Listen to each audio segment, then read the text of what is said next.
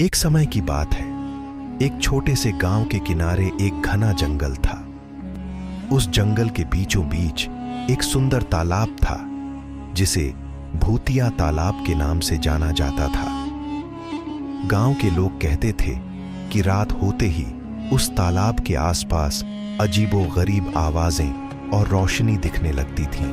गांव के बच्चे अक्सर दिन के समय तालाब के किनारे खेलते थे, लेकिन सूर्यास्त के बाद वहां जाने से डरते थे।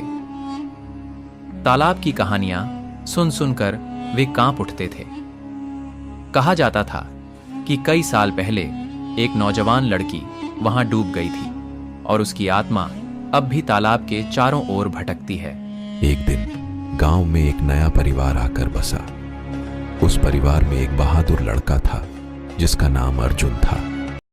अर्जुन ने गांव के लोगों से भूतिया तालाब की कहानियां सुनी और उसने फैसला किया कि वह तालाब के रहस्य का पता लगाएगा।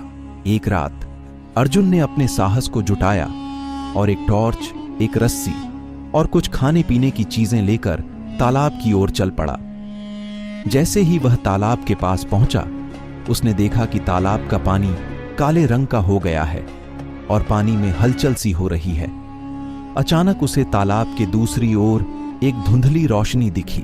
अर्जुन ने हिम्मत करके उस रोशनी की ओर बढ़ना शुरू किया।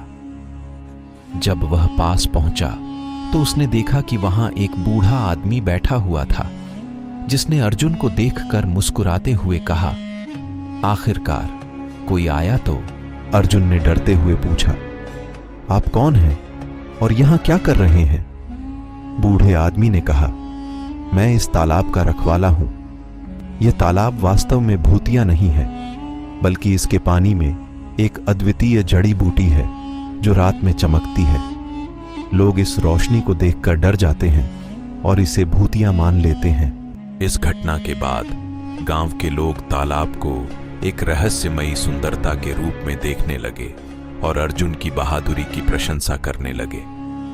तालाब अब भी वहीं था, लेकिन अब वह भूतिया तालाब नहीं, बल्कि चमकता तालाब के नाम से जाना जाता था।